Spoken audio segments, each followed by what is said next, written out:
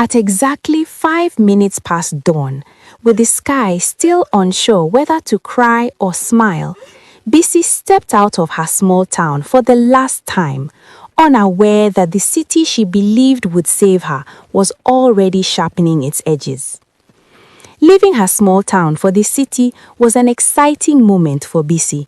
She woke up that morning earlier than usual, her heart racing faster than her feet could carry her. She thought she would have a better life in the city, a life where hunger would no longer be her closest companion, a life where nights would not end with tears soaked into a thin pillow. Bisi had lost her mother months earlier, and with her mother went the last warmth her life knew. There was no relative willing to take her in, no aunt with an extra mattress, no uncle with spare kindness. And since she was already 16, people said things like, "You are old enough now," as if age could fill an empty stomach. One evening, after going to bed hungry yet again, her stomach twisting in pain while her eyes stared into the darkness, she made up her mind. Hunger made the decision for her. Hope dressed it up. She left her small town with nothing but a small, old bag, worn at the corners, and dreams far bigger than it could carry.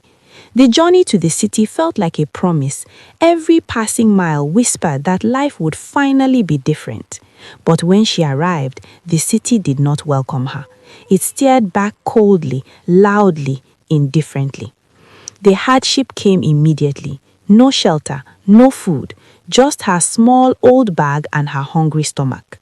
The city moved fast, people rushing past her as if she were invisible. She slept where she could, sometimes under shop canopies, sometimes on cold concrete floors that stole the warmth from her bones.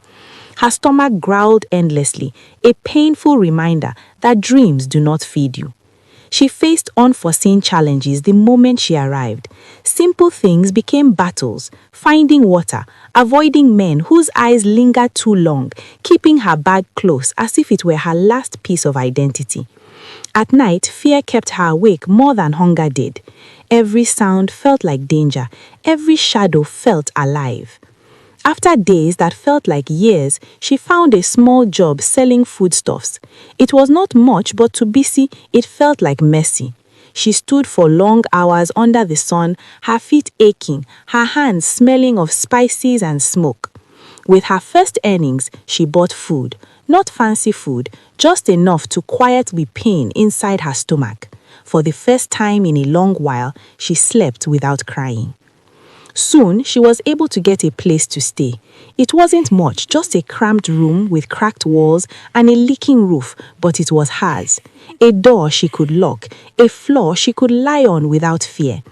Some nights, she sat alone in that tiny room, holding her bag and whispering to her mother's memory, telling her she was trying, telling her she had not given up. But the city has a cruel way of taking back what it gives. One morning, without warning, she lost the job. No explanation that made sense, no apology, just a few words and it turned back. Her world collapsed in silence. Without the job, the room slipped from her fingers. Hunger returned harsher than before because now she knew what it felt like to be okay, if only briefly. This loss brought hardship that crushed her spirit. She had no food to eat, no place to stay. Her body grew thinner, her eyes heavier. She began to walk the streets again, slower this time, weaker. The city lights mocked her at night, shining bright while her life dimmed. Eventually, she became homeless. She cried repeatedly, walking the streets of the city, tears falling without shame because there was no strength left to hide them. She looked at people's faces, silently begging for kindness that rarely came.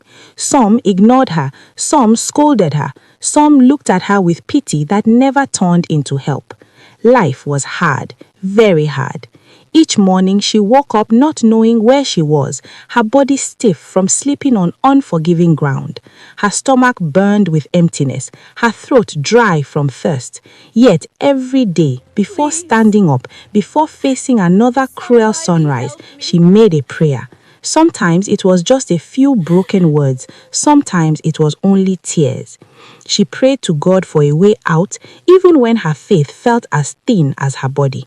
She kept walking, kept hoping, kept surviving, and the city kept watching her struggle silently as her story continued.